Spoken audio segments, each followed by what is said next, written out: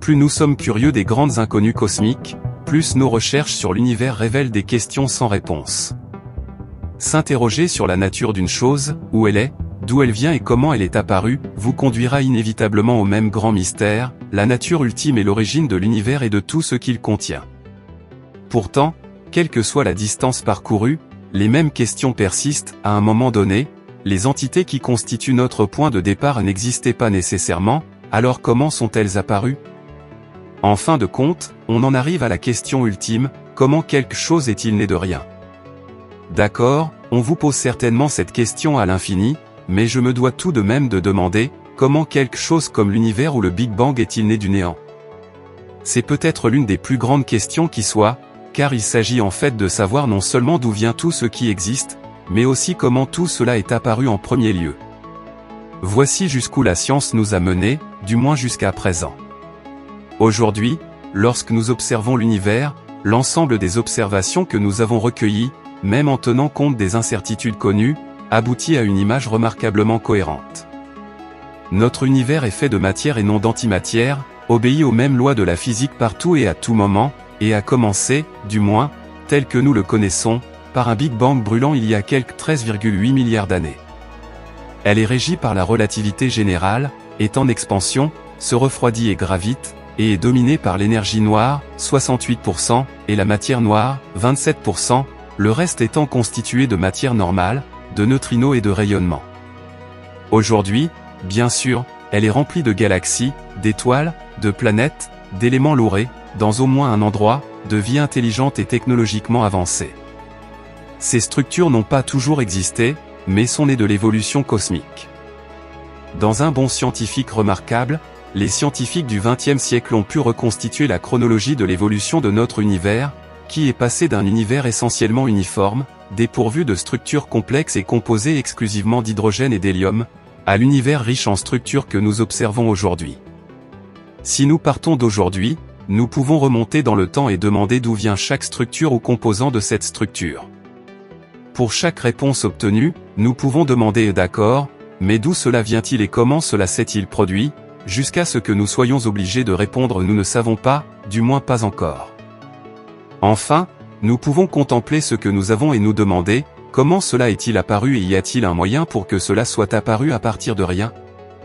Alors commençons.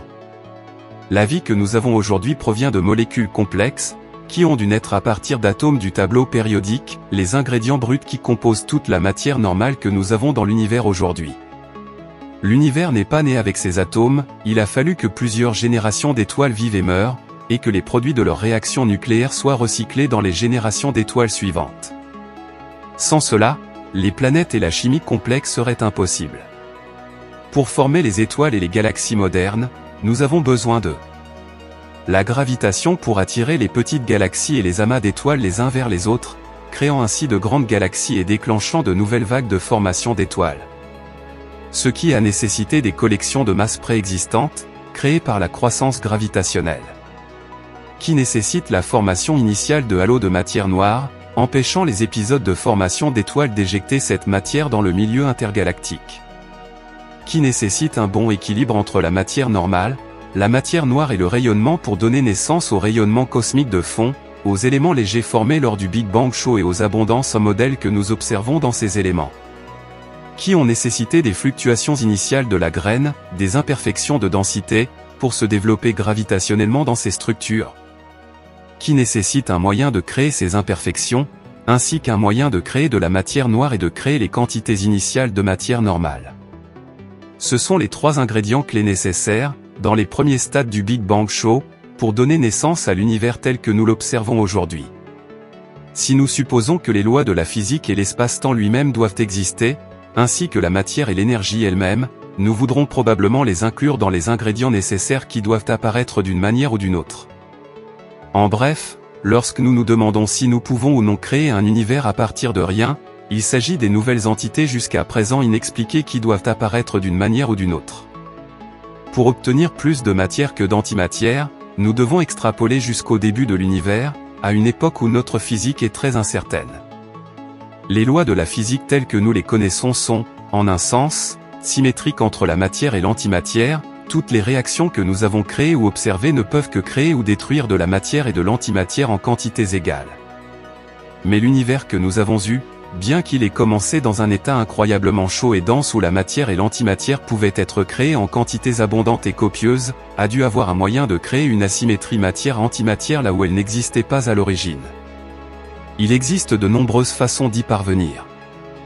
Bien que nous ne sachions pas quel scénario s'est réellement produit dans notre jeune univers, toutes les façons de procéder impliquent les trois éléments suivants. Un ensemble de conditions hors d'équilibre, qui surviennent naturellement dans un univers en expansion et en refroidissement. Un moyen de générer des interactions qui violent le nombre de baryons, ce que le modèle standard permet aux moyens d'interaction. Le modèle standard possède tous ces ingrédients, mais pas suffisamment. Si l'on considère un univers symétrique matière-antimatière comme un univers sans rien, il est presque garanti que l'univers a généré quelque chose à partir de rien, même si nous ne savons pas exactement comment cela s'est produit. De même, il existe de nombreuses façons de générer de la matière noire. Nous savons, grâce à des tests et des recherches approfondies, que la matière noire, quelle qu'elle soit, ne peut être composée d'aucune particule présente dans le modèle standard. Quelle que soit sa véritable nature, elle nécessite une nouvelle physique qui dépasse les connaissances actuelles. Mais il existe de nombreuses façons dont elle a pu être créée. En étant créée thermiquement dans l'univers chaud primitif, puis en ne s'annihilant pas complètement et en restant stable par la suite, comme la particule supersymétrique plus légère ou la particule de Kaluza-Klein. Ou d'une transition de phase qui s'est produite spontanément lorsque l'univers s'est étendu et refroidi, tirant des particules massives du vide quantique, par exemple l'action. Comme une nouvelle forme de neutrino, qui peut se mélanger aux neutrinos connus, c'est-à-dire un neutrino stérile, ou comme un neutrino lourd et droitier qui existe au-delà des neutrinos conventionnels. Ou comme un phénomène purement gravitationnel qui donne naissance à une particule ultramassive. Pourquoi la matière noire existe-t-elle aujourd'hui, alors que le reste de l'univers semble avoir fonctionné parfaitement depuis le début sans elle? Il doit y avoir un moyen de générer cette matière là où il n'y en avait pas auparavant, mais tous ces scénarios requièrent de l'énergie. D'où vient donc toute cette énergie? Peut-être que, selon l'inflation cosmique, notre principale théorie sur les origines de l'univers avant le Big Bang, elle est vraiment venue de rien.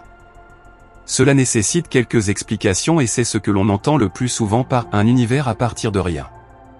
Lorsque l'on imagine les premiers stades du Big Bang, il faut penser à quelque chose d'incroyablement chaud, dense, à haute énergie et presque parfaitement uniforme. Lorsque nous nous demandons comment cela s'est produit, deux options s'offrent généralement à nous. Nous pouvons faire comme Lady Gaga et nous contenter de dire qu'il est né comme ça. L'univers est né avec ses propriétés, que nous appelons conditions initiales, et il n'y a pas d'autre explication. En tant que physiciens théoriques, nous appelons cette approche abandonnée. Ou bien nous pouvons faire ce que les physiciens théoriques font le mieux, essayer d'inventer un mécanisme théorique qui puisse expliquer les conditions initiales, provoquer des prédictions concrètes qui diffèrent de la norme, faire prévaloir les prédictions de la théorie et ensuite partir à la recherche de la mesure des paramètres critiques. L'inflation cosmique est née de cette seconde approche et a littéralement changé notre conception de la genèse de l'univers. Au lieu d'extrapoler chaud et dense à une singularité infiniment chaude et infiniment dense, l'inflation dit en substance, le Big Bang chaud a peut-être été précédé d'une période où une densité d'énergie extrêmement importante était présente dans le tissu même de l'espace, provoquant l'expansion de l'univers à un rythme implacable, inflationniste, et lorsque l'inflation s'est terminée, cette énergie a été transférée à la matière, à l'antimatière et au rayonnement, créant ce que nous voyons. Comme le Big Bang chaud, les suites de l'inflation.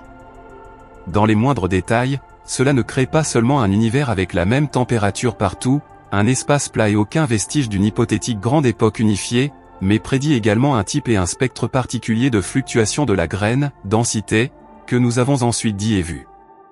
À partir de l'espace vide lui-même, bien que l'espace vide soit rempli d'une grande quantité d'énergie de champ, un processus naturel a créé l'ensemble de l'univers observable, riche en structures, tel que nous le voyons aujourd'hui. C'est l'idée géniale d'obtenir un univers à partir de rien, mais elle n'est pas satisfaisante pour tout le monde. Pour une grande partie de la population, un univers où l'espace et le temps existent toujours, de même que les lois de la physique, les constantes fondamentales et un champ d'énergie non nul inhérent au tissu même de l'espace, est très éloigné de l'idée du néant. Nous pouvons imaginer, après tout, un lieu en dehors de l'espace, un moment au-delà des limites du temps, un ensemble de conditions qui n'ont pas de réalité physique pour les contraindre. Et ces imaginations, si nous définissons ces réalités physiques comme des choses que nous devons éliminer pour obtenir le vrai rien, sont certainement valables, au moins sur le plan philosophique. Il existe 4 définitions scientifiques du néant, et toutes sont valables, en fonction de leur contexte. Un moment où la chose qui vous intéresse n'existait pas. Le vide, l'espace physique. L'espace-temps vide dans l'état d'énergie le plus bas possible, et tout ce qui reste lorsque l'on supprime l'univers entier et les lois qui le régissent. Nous pouvons dire avec certitude que nous avons obtenu un univers à partir de rien si nous utilisons les 2 premières définitions, nous ne le pouvons pas si nous utilisons la 3e, et, malheureusement, nous n'en savons pas assez pour dire ce qui se passe si nous utilisons la 4e. En l'absence d'une théorie physique décrivant ce qui se passe en dehors de l'univers et au-delà des lois physiques du domaine, le concept de véritable néant est physiquement mal défini. Dans le contexte de la physique, il est impossible de donner un sens à l'idée du néant absolu. Que signifie être en dehors de l'espace et du temps, et comment l'espace et le temps peuvent-ils émerger de manière sensée et prévisible d'un état de non-existence? Comment l'espace-temps peut-il apparaître dans un lieu ou un temps particulier, alors qu'il n'y a pas de définition de lieu ou de temps sans lui? D'où viennent les règles qui régissent les quanta, les champs et les particules? Ce raisonnement suppose même que l'espace, le temps et les lois de la physique ne sont pas éternels, alors qu'ils peuvent l'être. Tous les théorèmes ou preuves du contraire reposent sur des hypothèses dont la validité n'est pas solidement établie dans les conditions dans lesquelles nous chercherions à les appliquer. Si vous acceptez une définition physique du rien, alors oui, l'univers tel que nous le connaissons semble avoir surgi du néant. Mais si l'on abandonne les contraintes physiques, tout ce qui concerne nos origines cosmiques ultimes disparaîtra certainement. Malheureusement pour nous tous, l'inflation, par sa nature même, efface toute information pouvant être imprimée à partir d'un état préexistant dans notre univers observable. Malgré la nature illimitée de notre imagination, nous ne pouvons tirer de conclusion que sur des sujets pour lesquels des tests impliquant notre réalité physique peuvent être construits. Quelle que soit la logique de toute autre considération, y compris la notion de néant absolu, elle n'est qu'une construction de notre esprit. Si vous avez aimé, n'oubliez pas de laisser votre like et de vous abonner à la chaîne. À tous les Diphénota, un grand câlin.